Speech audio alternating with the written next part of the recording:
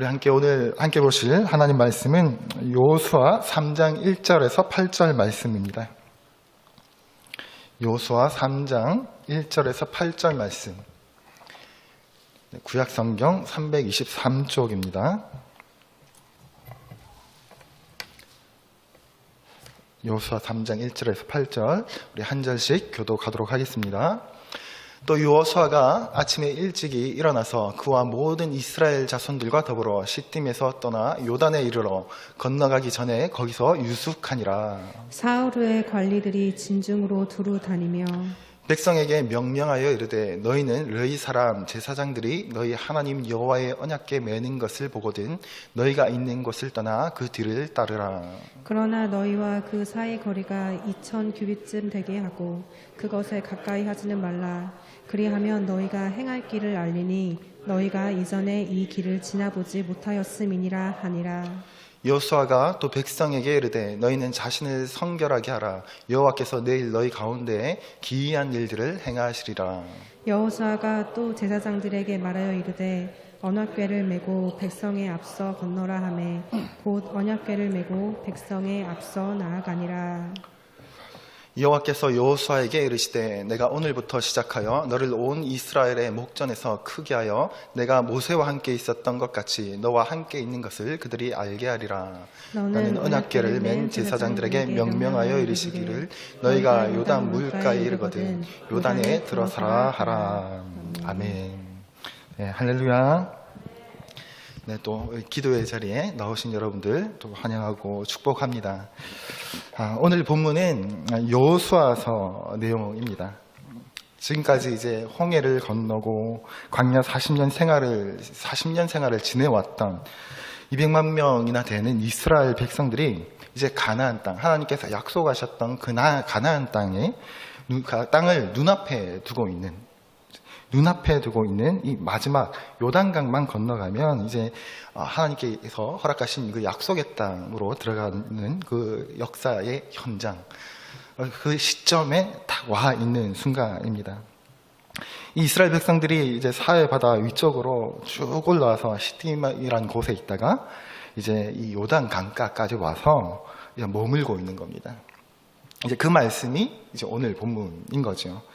1절에 보니까 또 여호수아가 아침에 일어나서 그와 모든 이스라엘 자손들과 더불어 시딤에서 떠나 요단에 이르러 거기 건너가기 전에 거기서 유숙하더라. 이제 오늘 딱 그 상황인 거죠.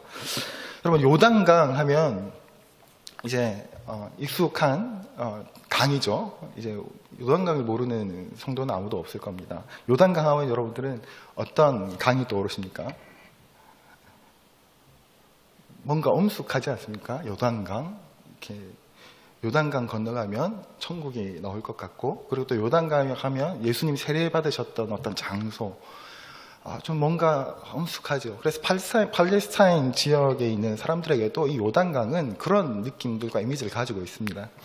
근데 제가 조금 좀 웃었던, 그러면서 좀 의아했던 기억들이 있는데, 신학대학원을 다닐 때 이제 3학년이 되면 마지막 성지순례하는 프로그램이 있어요. 근데 이제 모두가 가는 건 아니고 이제 신청을 해서 갈 사람들만 또 이렇게 회비를 같이 걷어서 가는 일이 있는데 저는 가지는 못 해봤는데 이제 가는 친구들을 통해서 거기 가서 이제 그 선배들이 성지순례를 가서 요단강 앞에서 했던 얘기를 들었는데 요단강에 가서 여러분 래프팅 아십니까? 래프팅? 요단강에서 래프팅을 했다고 하는 거예요. 거기서 이렇게 해주는 그 현지에서 해준다고 합니다. 래프팅을 할 수 있다고 합니다. 저는 그 요단강에서 래프팅을 하면 제가 과연 어떤 기분을 느끼면서 래프팅을 즐길 수 있을지, 아니면 이건 아니야 하면서 스스로 나는 타지 않겠어 하면서 버틸지, 그런 고민들을 한 적이 있습니다. 여러분, 래프팅을 하는데 얘기를 들으니까 래프팅 하면 이제 요단강이 어떨 것 같습니까?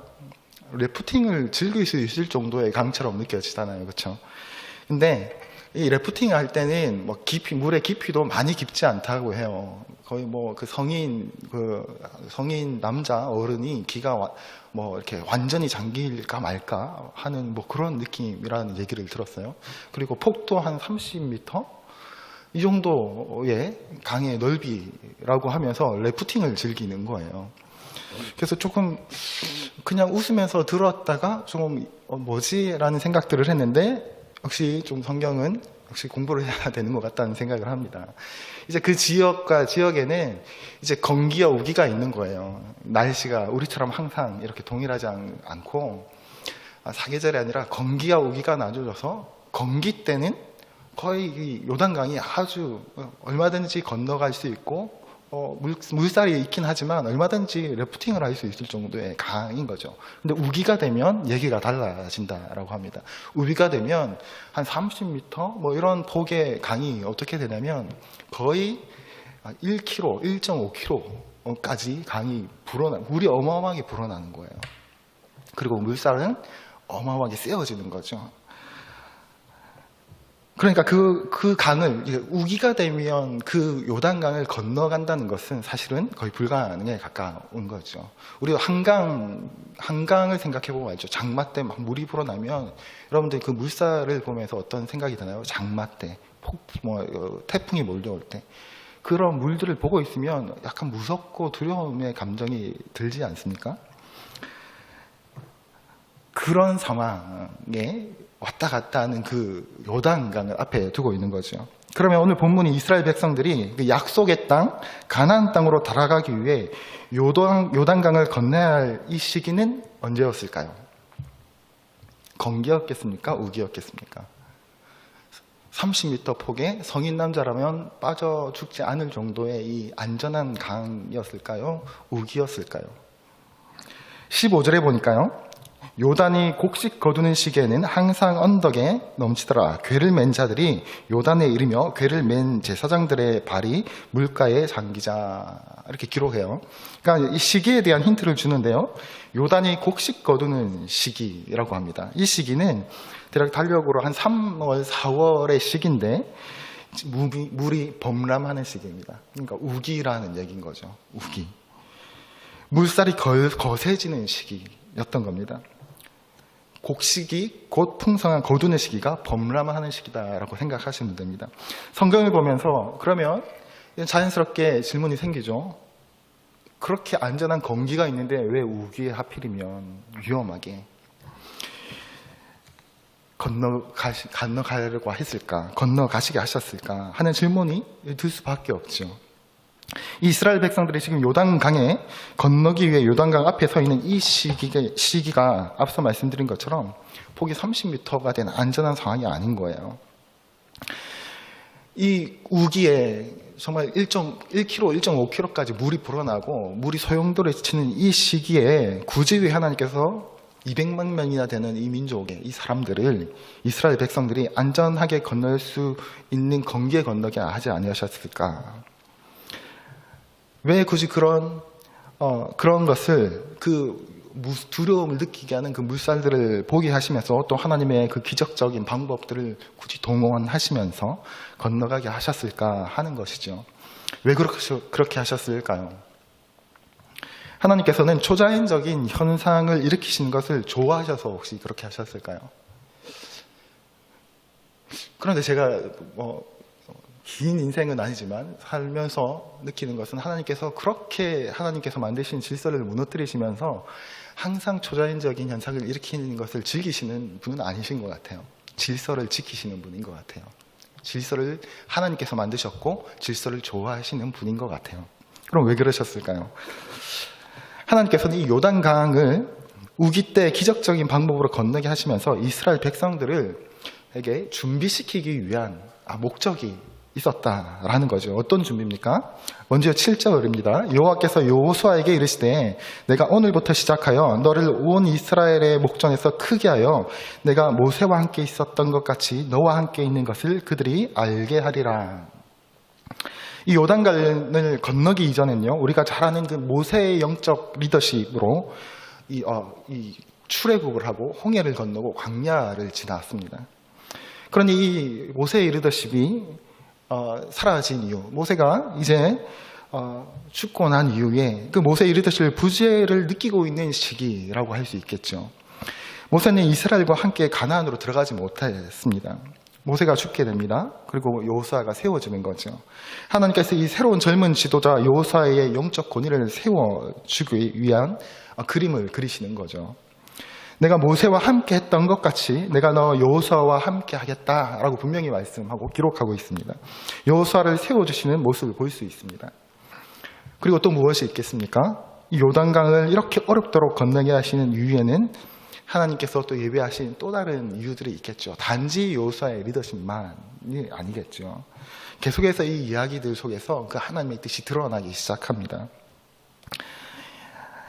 이 요단강을 건너가기 전에 수많은 과정들, 광야에서부터 하나님께서는 이스라엘 백성들에게 가나안 땅의 삶의 방식을, 이제 가나안 땅으로 들어가면 너희들이 어떻게 살아야 할지에 대한 가나안 땅에서의 하나님 백성으로서의 삶의 방식을 계속해서 알려주시고 훈련시키시고 교육시키는 모습들이 나옵니다. 이제 젖과 꿀이 흐르는 땅을 온전히 누리게 하기 위해서 이 백성들을 풍성히 누리게 하기 위한 필요한 그 방법, 즉 온전한 안식을 누리게 하기 위한 방법을 이 요단강의 기적을 통해서 하나님께서는 알려주시기 원하셨다라는 거예요. 그래서 여호수아의 리더십을 세워주기 위한 부분도 존재하지만 또 그 부분보다는 오늘은 하나님께서 이 요단강의 기적을 통해서 알려주시기 원하셨던, 하나님의 백성으로 참 안식을 누리기 원하셨던 그 방법들을, 그 이유들을 함께 잠깐 살펴보려고 합니다. 여호수아서 3장 2절, 3절, 4절인데 오늘 본문인데요. 다시 한번 제가 읽어드리겠습니다. 사흘 후에 관리들이 진중으로 두루다니며 백성에게 명령하여 이르되 너희는 레위 사람 제사장들이 너희 하나님 여호와의 언약궤 매는 것을 보거든 너희가 이곳을 떠나 그들을 따르라. 그러나 너희와 그 사이 거리가 2000규빗쯤 되게 하고 그것에 가까이 하지는 말라. 그리하면 너희가 행할 것을 알리니 너희가 이전에 이 길을 지나보지 못하였음이니라 하니라. 제사장들이 여호와의 언약궤를 매는 것을 보거든 이스라엘 백성들에게 어떻게 하라고 말씀하십니까? 그것을 보면 너희의 있는 곳을 떠나서 그 뒤를 따라가라 라고 말씀하시는 거예요. 그렇죠? 여호와의 언약궤를 매는 걸 보면 너희는 따라가라. 구약에서 이 언약궤는 무엇을 상징합니까?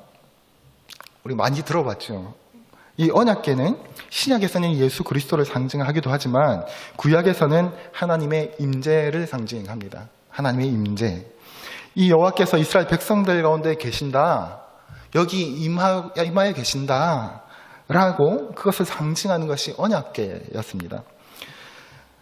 그것을 지금 범람하는 요단강을 앞에 두고 하나님께서 말씀하시는 거예요. 제사장이 그것을 메고 가면 너희는 그를 뒤따라가라. 멸류관교회 성도 여러분, 우리는 우리의 인생길이 이를 아무렇게나 갈 수 있는 길들이 아니죠. 우리에게 주어진 삶을 사실은 아무렇게나 살 수 있는, 아무 생각 없이 살 수 있는 삶이 아니죠. 2022년을 어떻게 계획할까? 그래서 사람들이 많은 계획들을 세우는데 사실은 중요하다 하지만 거의 계획을 잘 세우지 못하는 것 같아요. 왜 그럴까요? 왜 그렇게 중요하다라고 말하면서도 방향을 잡지 못할까요? 이스라엘 백성들이 가나안 땅으로 가는 방법은 하나님의 임재와 함께 하는 것이 그 방법이었습니다. 약속의 땅에서 온전한 안식을 누리기 위해서는 이 언약궤를 따라가는 것이 이스라엘 백성에게 주어진 유일한 방법이었습니다. 근데 여기서 또 한 가지 주의사항이 주어져요. 제사장이 언약궤를 메고 가면 뒤따라가라고 하는데 주의사항을 주시는데요. 이 언약궤를 따라갈 때 조심해야 할 것이 있는데 3장 2절에서 4절을 보면 이 언약궤를 매 제사장들이 이스라엘 백성들과의 거리를 몇 규빗쯤 떨어져라고 기록하고 있죠. 2000규빗 정도 떨어져 있어야 한다. 그리고 따라가라고 말해요. 그러니까 2000규빗 하면 한 800m에서 한 1000m, 한 1km 정도를 떨어져 있는 거예요. 제사장들이 앞에 나가면 한 1km 정도, 한 1000m 뒤에서 이방 200만 명이 되는 이스라엘 백성들이 뒤따라 가라. 그렇게 요단강 건너라 라고 말하고 있는 겁니다. 왜 그렇게 하셨을까? 이 언약궤를 맨 제사장들이 먼저 앞장을 섰겠죠. 그러니 아마도 이 언약궤를 메고 있는 제사장들의 위치는 요단강 제일 앞쪽에 아마 있었을 겁니다. 이제 요단강을 건너야 하니까 그렇겠죠. 이제 발로 요단강을 발을 디딜 수 있는 위치였을 겁니다. 거기서 떨어져 이제 이 이스라엘 백성들을 따르겠죠. 뭐 여러 가지 이유를 생각할 수 있을 것 같습니다. 안전을 위해서 먼저 행하시는 하나님을 우리가 묵상할 수도 있겠죠. 충분히 그럴 수 있습니다. 하나님은 항상 먼저 가시는 하나님이셨기 때문에 그렇습니다. 그러나 그보다 거리를 두게 하신 특별한 또 다른 이유가 있는데요. 그것은 하나님의 그 기적을 경험하기 위해서는 또 그 정도의 거리가 또 필요했기 때문에 그렇습니다. 하나님께서 이스라엘 백성들이 이 요단강을 건널 때 한 50km 정도의 어떤 그 강한 물살들의 그 강한 물줄기들이 이 요단강을 몰아치고 있었던 거죠. 범람해서 흙탕물과 함께 소용돌이 치고 있는 겁니다. 그 요단강의 강줄기를 하나님께서 멈추게 하는 이제 기적을 행하시는 거죠. 3장 13절입니다. 온 땅의 주 여호와의 궤를 맨 제사장들의 그 발바닥이 요단 물을 밟고 멈추면 요단 물 곧 위에서부터 흘러내리는 물이 끊어지고 한 곳에서 쌓여 서리라. 이렇게 참 글로 읽으면 이게 상황이 막 잘 안 그려지는 게 있는 것 같아요.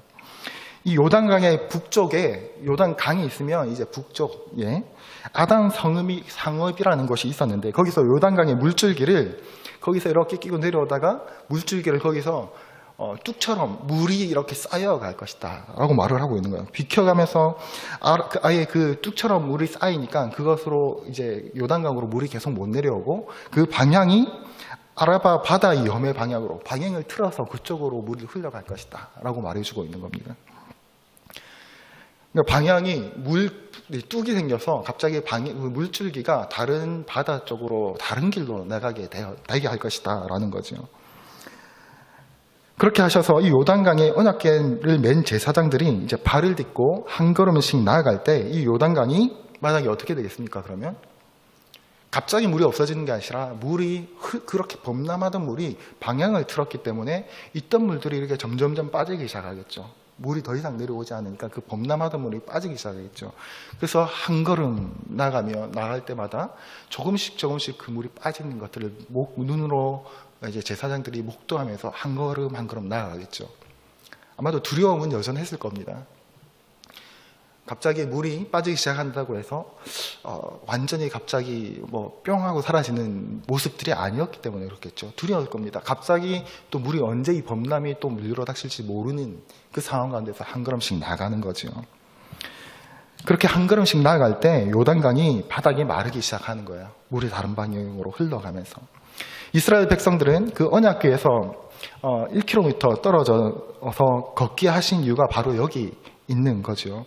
이렇게 요단강이 말라가는 것, 조금씩 물이 빠져나가는 것, 그 모습을 보게 하기 위함이었다라고 할 수 있습니다. 어쩌면 요단강이 아예 마른 곳이라고 나중에는 다 물이 빠지고 나서는 아예 마른 땅이라고 착각할 정도로 그 위를 걷게 하려고 하시는, 두려움으로 도망가는 것이 아니라 걷게 하기로 하시는 하나님 마음이 아마도 담겨 있지 않았을까 하는 생각들을 하게 됩니다. 멸류관교회 성도 여러분, 이 이스라엘은 과거에 모세와 함께 홍해를 건넜을 그때처럼 이 물이 벽을 이루며 쌓이게 하시고 건너가게 하시는 그 기적을 경험하게 하시는 거예요. 또 여기서 하나님께서는 이렇게 이스라엘 백성들이 그 언약궤를 따라갈 때 이 기적을 온몸으로 경험하기를 원하셨던 겁니다. 여러분, 구약에서 하나님의 임재를 상징하는 것이 곧 언약궤다라고 말씀드렸습니다. 그러면 이 시대를 살아가는 우리에게 이 언약궤는 무엇을 상징한다라고 할 수 있습니까? 다르지 않죠.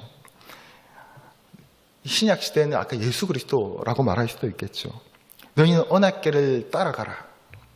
너희는 앞에 어떤 장애물이 보인다 할지라도 너희는 그저 하나님의 임재를 따라가라.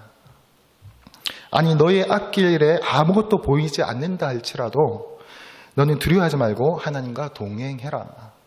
라는 말씀을, 그 메시지를 지금 이스라엘 백성들을 통해서 또한 오늘을 살아가는 우리에게 하나님께서는 끊임없이 말씀하고 계신다라는 거죠. 지난 2년간 코로나로 인해서 모든 것이 막혀 있었습니다. 어려운 시기를 보냈죠. 수많은 사람들이 직장을 잃어서 어려운 시기를 거치기도 하고, 자영업자들은 여전히 지금도 힘들어하고 있고, 교회도 수많은, 한국 교회가 온 세계 교회가 힘들어하는 시기를 보내고 있습니다. 그리고 새롭게 맞이한 2022년도 마찬가지입니다. 이제 먹는 약도 이제 곧 나올 것이다 라는 기사들이 나오고 있지만, 어떤 한 해가 우리에게 펼쳐질지는 아무도 알 수 없죠.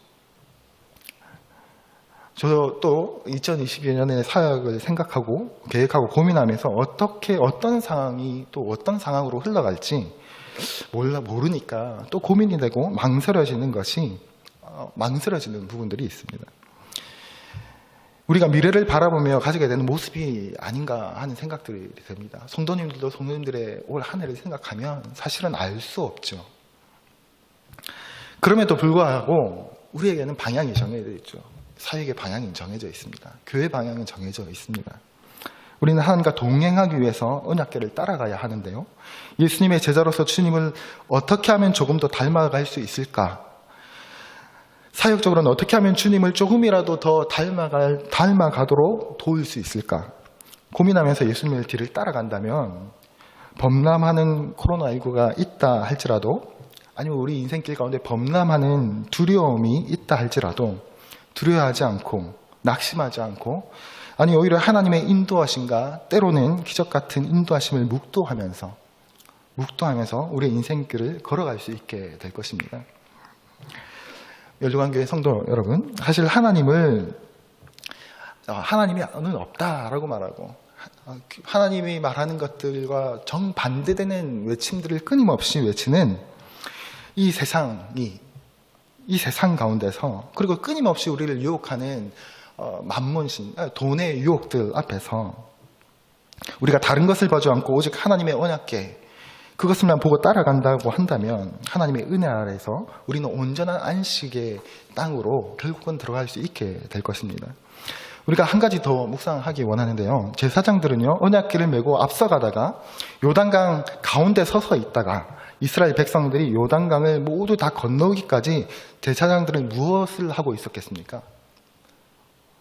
제일 먼저 요단강으로 들어갔으니까 제일 먼저 요단강을 벗어났을까요? 안전하게? 뒤에는 하나님께서 다 지켜주실 거야, 하나님께 다 올려드리고 본인들이 제일 먼저 들어갔으니 제일 먼저 벗어났을까요?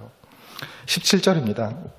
여호와의 언약궤를 맨 제사장들은 요단 가운데 마른 땅에 굳게 섰고, 요단강 가운데서 그 마른 땅 가운데 굳게 서 있는 거예요. 언제 또다시 범람할지 모른다는 두려움이 여전히 도사리고 있지만 섰고, 그 모든 백성이 요단강을 건너기를 마칠 때까지 모든 이스라엘을 그 마른 땅으로 건너갔더라.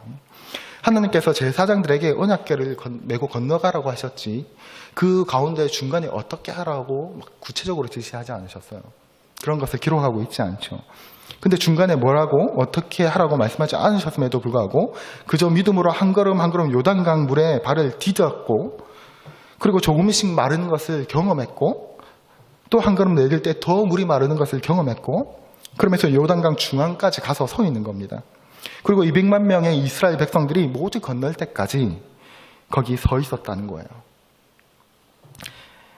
금방까지 눈앞에 범람하고 있는 강이었습니다. 빨리 지나가서 안전한 곳에 발을 디뎌야 하는 것이 상식적인 모습 아니겠습니까? 그렇게 했어도 하나님께서 이스라엘의 백성들을 마지막 한 사람이 들어올 때까지 하나님께서는 인도하셨을 겁니다. 그럼에도 불구하고 이 제사장들은 중앙에 굳게 서서 모두가 지나가기까지 굳게 서 있었다고 기록합니다. 이것이 바로 우리가 먼저 예수님을 따르는, 먼저 주님을 섬기는 자들이 눈여겨보아야 할 모습이 아닌가 하는 생각을 하게 됩니다. 참으로 신앙을 지키기 어려운 이 시대를 살아가는 우리는요, 우리 옆에 있는 지체들, 우리의 자녀들, 특별히 믿음이 연약하여서 반기독교적이고 반성경적인 가치가 범람하고 코로나로 인해서 예배의 가치가 한없이 추락하고 있는 이 영적 범람의 시기 가운데서 신앙이 어린 그 지체들이 주님을 잘 따라갈 수 있도록 앞장서서 주님과 함께 할 때, 주님과 함께 동행할 때 우리의 삶은 안전하다라는 것을, 문제없다라는 것을 주님께서 함께 하시고 도우신다는 것을 보여줄 수 있어야 되지 않겠습니까? 그리고 안전한 곳까지 그 어린 신앙의 지체들이, 우리 다음 세대 자녀들이 안전한 곳에 발을 디디는 순간까지 우리는 앞장서서 그들을 또 굳게 서서 그들을 인도해야 되지 않겠습니까? 또 그러한 책임도 우리에게 주어져 있지 않을까 하는 생각들을 하게 됩니다. 그 모든 범난에서 벗어나기까지 굳게 서서 기다려줄 수 있어야 되지 않겠습니까? 하는 생각들을 하게 되죠. 우리가 예배의 자리를 지켜주는 것, 모두가 예배의 가치가, 우리 예배 가치가 하나씩 줄어가는 이 시기 가운데 우리가 이 예배를 지켜주는 것, 주님의 말씀 안에 온전히 거하려고 몸부림치고 있는 것, 이런 모습이 오늘 우리 시대를 살아가는 성도들의 삶과 교회에 필요한 모습들이 아닐까 하는 생각들을 하게 됩니다. 둘째로 5절입니다. 여호수아가 또 백성에게 이르되 너희는 자신을 성결하게 하라. 여호와께서 내일 너희 가운데 기이한 일을 행하시리라 라고 기록합니다. 둘째로 준비시키고자 하신 것은 이스라엘 백성들의 성결하게 하기 위해서였다라고 기록합니다. 이스라엘 백성들은요, 가나안 땅을 눈앞에 두고 3일 동안 거기 유숙했습니다. 눈앞에 범람하는 강이 이제 흐르고 있는 거예요. 이제 마지막 다 왔다라고 하는 순간 범람하는 강이 눈앞에 펼쳐져 있고, 그리고 이제 범람하는 그 강 너머에는 누가 있습니까? 네피림이라고 하는 거인족들이 살고 있었죠. 정탐꾼을 보냈었던 사건들 아시죠? 건너도 문제인데 건너기 전에 눈앞에서 지금 문제가 발생한 겁니다. 첩첩상중인 것 같은 상황에서 이들의 심정이 어땠을 것 같습니까? 겨우 강야를 벗어나서 눈앞에 왔는데 여전히 문제가 도사리고 있는 거죠. 아마 저 같으면 이렇게 말했을 것 같습니다. 지금은 아니다. 나중에 건기 때 안전하게 건너기 위해서 기다리자. 우리 여인들도 있고 어린아이들도 있는데 너무 위험해 라고 저는 말했을 것 같습니다. 아마도 그 당시에도 저 같은 사람이 분명히 존재하지 않았을까 하는 생각을 하게 됩니다. 범람하는 요단강과 초롱성 같은 여리고 성이 기다리고 있는데 마음이 가난해지고 그 믿음의 수준들이 이제 막 드러나는 순간인 거죠. 요즘 청년들도 아니면 이 많은 그리스도인들이, 성도들이 한결같이 하는 고백들이 한 중에 하나가 코로나를 거치면서 지난 2년간 나의 신앙이 너무 많이 무너졌다라는 겁니다. 나의 수준이 내 생각보다 더 보잘것없는 것을 뼈저리게 느끼고 있는 거죠. 저도 마찬가지입니다. 목회자들도 아마 마찬가지일 것 같습니다. 이 코로나 시기에 자신들의 신앙이 얼마나 하나님 앞에서 누추하고 게으르고 부족한 믿음의 열심들을 가지고 있었던지 적나라하게 드러나는 시간이 아니었을까 하는 생각들을 하게 됩니다. 그만큼 지금 우리 모두를 어렵게 하게 하는 상황이라는 거죠. 그러면서 나 자신이 스스로 부끄럽고 안타깝게 느껴질 때가 참으로 많이 있는, 그것을 느끼고 있는 모든 그리스도인들이 함께 느끼고 있는 시간이라는 겁니다. 멸관교회 성도 여러분, 그렇게 우리가 함께, 그럼에도 불구하고 우리가 함께 기억했으면 좋겠습니다. 우리가 우리 자신을 성결하게 하기 위해서는 우리는 먼저 우리 자신의 수준을 분명하게 알고 인정하고 받아들이는 것부터 시작해야 합니다. 그럴 때 나 자신에 대해서 분명하게 받아들이고 인정할 때 우리는 회개라는 것이 가능해지는 것입니다. 회심이라는 것이 가능해진다는 것이죠. 자기 자신의 수준을 정확하게 인지하지 못한 사람은 하나님 앞에서 참된 회개를 할 수 없습니다. 우리가 죄인임을 깊이 깨달을 때 예수 그리스도가 내 삶의 필요함을 인정할 수 있고, 우리의 죄를 뼈저리게 느낄 때 우리는 주님 앞에 참으로 회개와 회심을 할 수 있기 때문에 그렇습니다. 범람하는 두려움 가운데서 너희는 성결하라 라고 명하시는 거예요. 무슨 말입니까? 나를 의지하고 나를 따라와라 라고 말씀하고 있는 겁니다. 내 눈앞에 무엇이 있든, 네 눈앞에 어떤 두려움이 보이든, 불안하든 나를 따라와라 라고 말씀하시고 있는 거죠. 멸관교회 성도 여러분, 우리 교회가, 그리고 온 교우들과 가정들이 이렇게 주님을 따라갈 수 있는 한 해가 되었으면 좋겠습니다. 주님만 의지하며 말씀 대신 주님을 따르고 세상의 모든 범람한들 때문에 두려워 떨고 있는 것이 아니라 우리의 연약함과 죄인됨을 인정하고 주님 앞에서 도움을 구하는,